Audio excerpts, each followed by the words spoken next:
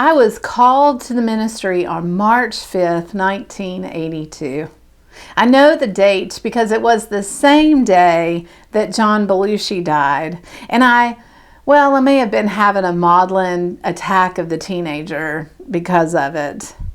It was also the day that my church's youth group was holding its annual or semi-annual lock-in, an event where teens were tortured with movies like The Late Great Planet Earth, with sleep deprivation and snacks made with a lot of hydrogenated things. My church was doing that thing that churches did in the 80s, where they built the gymnasium before the sanctuary. The gym had been done for a while, and we were worshiping in it with a tiny stage at the end of the basketball court, the hoop on a series of pulleys that allowed it to be retracted during worship services. That gymnasium served as our place of confinement that night. We had movies projected on the wall, sleeping mats eventually on the floors for those who were too wimpy to stay up all night. There was a moment that night when everyone else was somewhere else, where I kind of just snuck away, up onto the stage, behind the pulpit, under the basketball hoop. I stood in that pulpit, my 13-year-old self, pulled out the pulpit Bible. I opened it to the Psalms, and I began preaching. I can remember that moment so vividly. I did what came naturally to me, hooping those psalms. I have no idea who I was emulating, but if you don't know what hooping is, see me later. I tend to try not to do that in the pulpit anymore because I think it's culturally appropriative. But 13-year-old Lia didn't know that. I remember in that moment this feeling of desire, of transport really, of being right where I was supposed to be while at the same time feeling like I might be rebelling, kind of knowing sort of this feeling of transgressing. It was like I was supposed to be there, but I knew that not everybody would think that way. Doing something I knew that was right, but knowing a lot of people would think it was wrong. I mean, in my tradition, women couldn't be called as preachers. I had never even seen a woman in the pulpit. Fast forward from that moment at 13 to me being 27. John Belushi was still my favorite, and Jim Belushi never held a light to him. I had walked away from the church of my youth at 19, sometime between a mission trip to a reservation in Arizona, where I saw church leaders who were concerned only with the salvation of those around us, not with the poverty, not with the injustice, not with the lack of basic resources that were around us.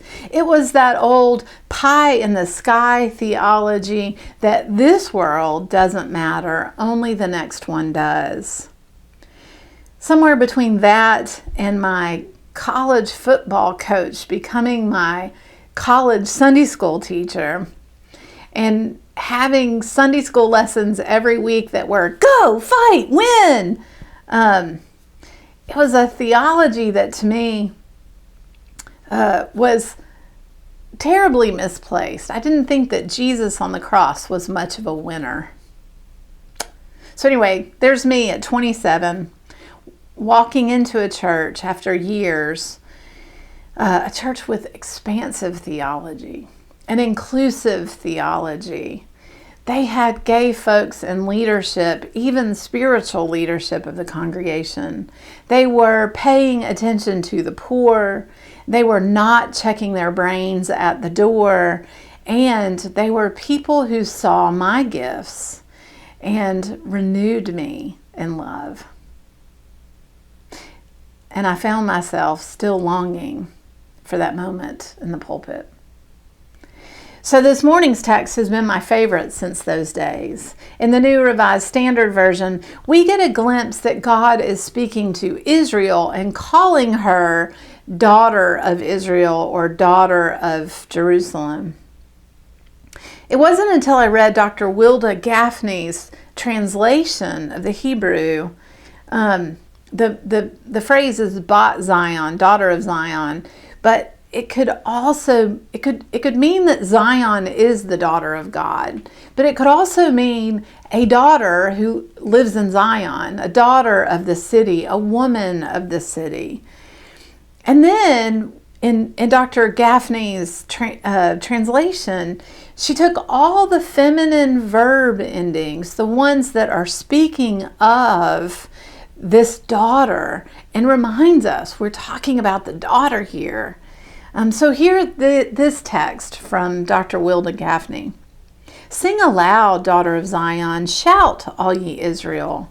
Rejoice, daughter, and exult with all your heart, daughter of Jerusalem. The judge of all flesh has taken away the judgments against you, and has turned away your enemies, daughter. The sovereign of Israel, creator of the heavens and earth, is in your midst, daughter. No longer shall you fear evil. On that day it shall be said to Jerusalem, fear not, Zion. Do not let your hands grow weak, daughter. The ageless one, your God, is in your midst, daughter. A warrior who will deliver salvation, who will rejoice over you with gladness, daughter. God will renew you in love, daughter. God will exult over you, daughter, with a loud singing. It was the first time I truly, even though I love this text, first time I truly saw myself in it as a daughter of the city.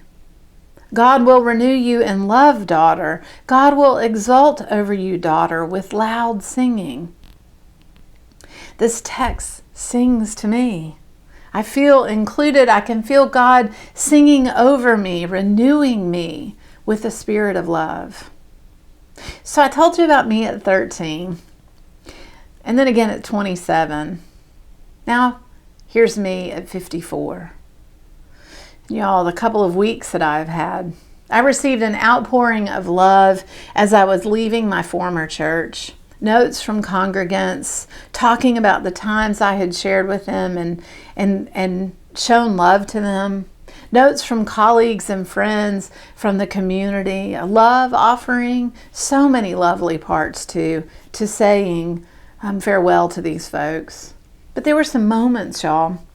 I got letters from people I don't know. One from a woman who had been grieving the death of her spouse and who watched my sermons all through COVID. She told me what they meant to her.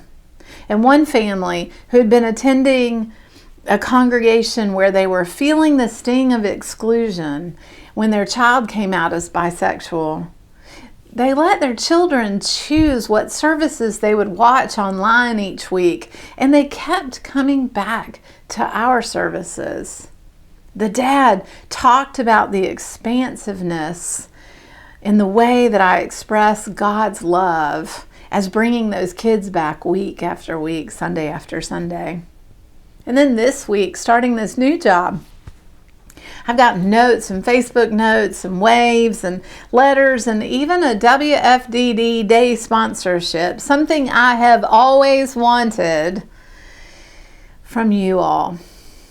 I've had calls from colleagues wishing me a great first day, relatives calling and celebrating with me.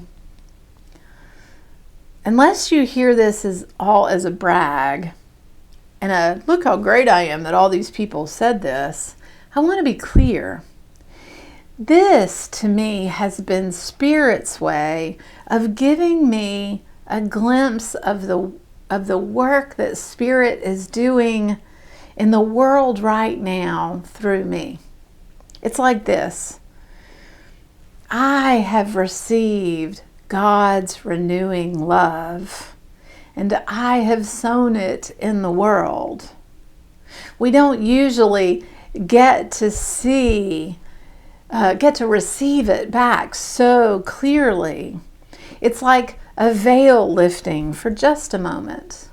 For me, that's how Spirit has renewed me in love. God will renew you, daughter, in love.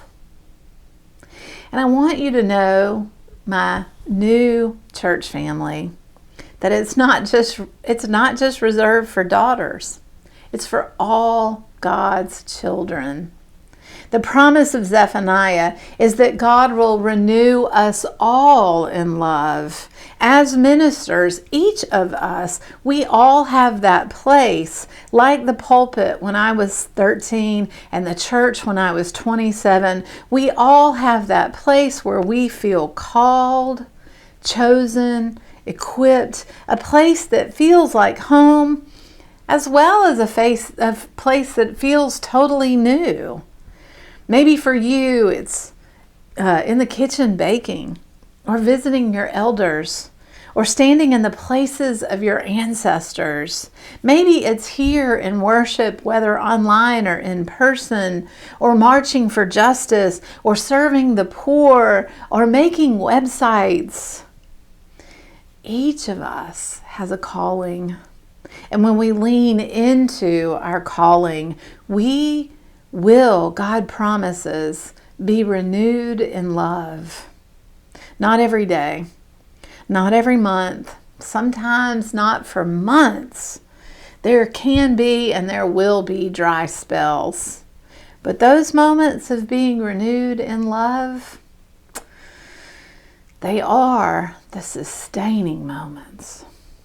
And so it is my hope for you this week that you are renewed in love in some way. And I also hope that you will reach out and renew someone else in love this week.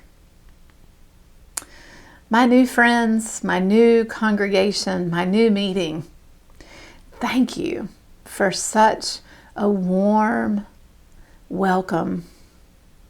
Thank you for renewing me in love. Amen.